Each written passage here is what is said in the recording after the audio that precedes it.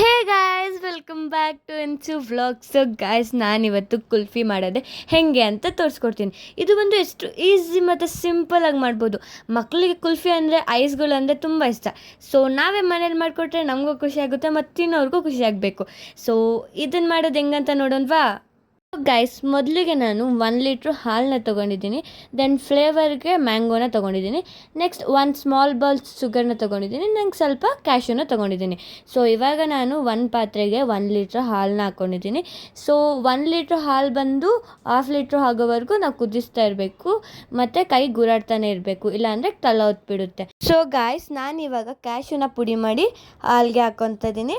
ಹಾಲು ಬಂದು 70% ಆಗಿದೆ. ಸೊ ನೆಕ್ಸ್ಟ್ ಬಂದು ನಾನು ಇದಕ್ಕೆ ತೋರಿಸಿದ್ನಲ್ಲ ಶುಗರ್ನ ಹಾಕ್ಕೊತಿದ್ದೀನಿ. ನೆಕ್ಸ್ಟ್ ಬಂದು ಸ್ವಲ್ಪ ಏಲಕ್ಕಿ ಫ್ಲೇವರ್ಗೆ ಸ್ವಲ್ಪ 2 ಹಾಕ್ಕೊಂಡಿದ್ದೀನಿ, ಜಾಸ್ತಿ ಬೇಡ. ಸೊ ಇದಾಗಿದೆ. ಇದು ತಣ್ಣಗಾದ್ಮೇಲೆ ಒಂದು ಮಿಕ್ಸಿ ಜಾರ್ಗೆ ಹಾಕ್ಕೊಂಡು ರುಬ್ಕೋಬೇಕು. ಇದ್ರ ಜೊತೆಗೆ ಮ್ಯಾಂಗೋ ಕೂಡ ಆ್ಯಡ್ ಮಾಡ್ಕೊಳೋಣ. ನೆಕ್ಸ್ಟು ನಮ್ಮ ಮ್ಯಾಂಗೋ ಎಲ್ಲ ಹಾಕ್ಕೊಂಡ್ಮೇಲೆ ಇದನ್ನು ಚೆನ್ನಾಗಿ ರುಬ್ಕೊಳ್ಳೋಣ. ಚೆನ್ನಾಗಿ ರುಬ್ಕೊಂಡಾದ್ಮೇಲೆ ನಾನೊಂದು ಐಸ್ ಮೊಳ್ಳಿಗೆ ಇದನ್ನು ಹಾಕ್ಕೊತಾ ಇದ್ದೀನಿ. ನೀವು ಬೇಕಿದ್ರೆ ಈ ಥರ ಐಸ್ ಮೊಳ್ಳಿದ್ರೆ ಐಸ್ ಮೊಳ್ಳಿಗೆ ಹಾಕ್ಕೊಳ್ಳಿ, ಇಲ್ಲ ಅಂದರೆ ಪರವಾಗಿಲ್ಲ, ಚಿಕ್ಕ ಚಿಕ್ಕ ಲೋಟ ಇರುತ್ತೆ ಅದಕ್ಕೂ ಹಾಕ್ಕೋಬೋದು. ಸೊ ಇದೆಷ್ಟು ಈಸಿ ಮತ್ತು ಸಿಂಪಲ್ ಅಲ್ಲ ಗೈಸ್ ಮಾಡೋಕ್ಕೆ.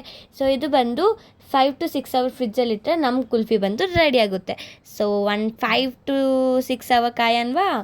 ಸೊ ಗಾಯ್ಸ್, ನಮ್ಮ ಐಸ್ ಬಂದು ರೆಡಿ ಆಯಿತು. ಸೊ ಟೇಸ್ಟ್ ಮಾಡೋಣ.